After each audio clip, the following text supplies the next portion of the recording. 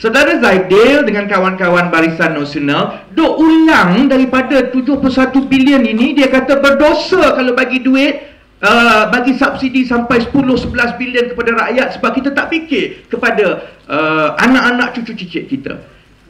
71 bilion tolak 11 bilion, ada 60 bilion lagi. Yang 60 bilion itu bukan rakyat belanja, Pak Menteri belanja. Yang itu yang kita tanya. Jadi soal dia bagaimana kita menguruskan wang yang kita dapat daripada hasil minyak itu. Kalau ambil contoh Norway contohnya, minyak dia pun tak banyak. Bukan Saudi, bukan Iraq, minyak dia lebih kurang macam kita. Tetapi oleh kerana pimpinan dia daripada dulu dah cakap, kerajaan jangan belanja semua, banyak ini kena masuk tabung untuk rakyat, bagi pendidikan percuma. Sebab itu jadi macam itu, sampai sekarang hasil minyak itu tak habis. Jadi sebabnya bukanlah soal minyak tak cukup, minyak berapa ratus tong. Soalnya apabila wang dan hasil daripada minyak yang banyak itu tetapi dibazirkan. Itu yang pertama. Kemudian saudara Zaidil dengan menteri kena jawab juga, kenapa nak salahkan Petronas dan nak bergantung kepada Petronas 100% untuk jana pendapatan negara. Setiap kali kita bercakap tentang wang tak cukup, maka orang BN akan cakap, oh kita tak boleh bergantung kepada minyak sebab Petronas nanti habis duit. Yang kamu bergantung kepada Petronas, ambil duit Petronas tu, siapa suruh? Sebagai kerajaan, sebagai Menteri Kewangan, adalah tugas Menteri Kewangan untuk memacu ekonomi negara supaya ekonomi itu berkembang, dan ekonomi yang berkembang akan mendatangkan hasil yang banyak supaya negara tidaklah perlu bergantung kepada hasil minyak. Tetapi daripada zaman Tun Abdullah Badawi, bapa mentua kepada bos kepada saudara Zaidil kita ini, Zaidil DAP, Zaidil kita ini, dia bergantung terus kepada mengambil wang daripada Petronas tiap-tiap tahun. Dulu dividen, dia selalu sebut Datuk Seri Anwar. Zaman Datuk Seri Anwar jadi Menteri Kewangan, Petronas bayar dividen 2 bilion je kepada kerajaan tiap-tiap tahun. 2 bilion saja Menteri Kewangan Datuk Seri Anwar ambil duit daripada Petronas masa itu. Zaman Tun Abdullah Badawi, yang mana saudara Khairi orang penting dalam kerajaan itu, dia dah naik daripada 2 bilion, naik belas-belas bilion. Sampai 2008, ambil 30 bilion. Tradisi merompak wang Petronas itu diteruskan oleh Najib sampai tiap-tiap tahun 30 bilion.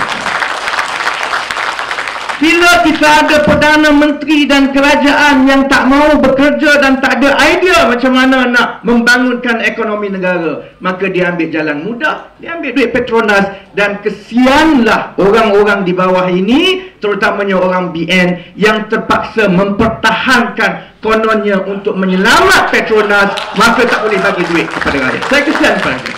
Dan yang saya nak jawab satu lagi yang cukup juga penting, yang saudara Zaidil dah ulang berkali-kali, kononnya subsidi ini tidak boleh diberi kepada semua orang kaya. Kita orang kaya, kesian orang naik motor, dia kata. Orang naik motor, isi motor dapat RM5. Orang kaya, isi tangki gas kita dapat RM20. Saya nak beritahu, itulah perasaan dan marahnya kita, rakyat yang berada di bawah dan kelas pertengahan, apabila kerajaan Barisan Nasional mempersoalkan tentang bagi 3 bilion ringgit subsidi kepada rakyat keseluruhannya, tetapi kalau dia bagi kepada Ananda, kepada Genting, berpuluh-puluh bilion. Macam itu perasaan kita. Kalau bagi dekat Groni 30 bilion, tak apa. Tapi kalau bagi kepada 28 juta rakyat ini, 3.3 bilion ini cukup teruk, dia kata. Sebab itu, kalau ikut pandangan UMNO, termasuklah pandangan kawan baik saya, Datuk Bu Mokhtar, dia kata orang miskin tidak terlibat, dia kata. Sebab dia kata orang miskin ini tak pakai kereta. Dia ni wakil rakyat mana ni? Dia datang daripada Sabah. Dia tahu tak, Sabah Sarawak, kalau tak ada kereta, tak ada 4-wheel drive, naik sampan engkau tak sampai ke mana-mana. Di Sabah dan di Sarawak lah yang bergantung kepada kenderaan 4-wheel drive yang minyaknya lagi banyak, kerana BN tak sediakan jalan yang baik. apabila dinaikkan harga minyak 20 sen, sebenarnya yang betul-betul tertekan selain daripada anak-anak kita yang di bandar ini, golongan kelas bawahan dan pertengahan, yang saya paling kesian adalah orang-orang miskin di kelas paling bawah yang berada di pedalaman, kerana mereka tidak ada pilihan lain. Dia kena isi minyak itu. Kalau dia tak isi minyak, dia tak boleh pergi bandar. Kalau dia tak pergi bandar, maka dia tak boleh jual hasil tanaman mereka. Saya pernah pergi Baram. Saya tak tahu saudara saya pernah pergi Baram ke tidak. Di Baram, daripada Baram untuk pergi ke Miri 4 jam. 4 jam itu diperlukan. Dia orang kena sewa lori ramai-ramai, kena sewa 4-wheel drive untuk jual sayur dan juga durian. Itu saja pendapatan dia. Kalau harga minyak naik 20 sen, bayangkan bila sewa lori dan tambang itu naik lebih tinggi, maka tak guna dia pergi jual ke Miri, kerana tambang bayar kenderaan di Baram ke Miri itu lebih mahal daripada untung yang didapat untuk bayar sayur.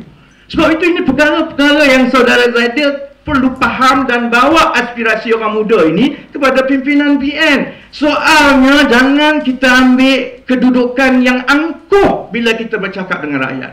Kita bercakap seolah-olah semua rakyat ini tak susah. Kita bercakap suruh rakyat faham kesusahan Perdana Menteri. Susah apa dia duduk kat Putrajaya? Kita bercakap seolah-olah kita nak suruh rakyat ni tanggung beban Menteri Kewangan. Dia gaji puluh-puluh ribu setiap bulan. Kalau dia tak boleh buat kerja itu, bagi orang lain jadi Menteri Kewangan. Tetapi menteri kena ingat, kalau 20 sen naik harga minyak, tiap-tiap bulan satu keluarga kena tambah RM150 tambahan harga barang yang lain, maka keluarga biasa di Malaysia, kalau bukan kroni Barisan Nasional, terpaksa ikat perut ataupun tak bayar PTPTN. Lepas tu kena marah pula tak bayar PTPTN. Sekian, terima kasih. Okey, terima kasih Saudara Fri.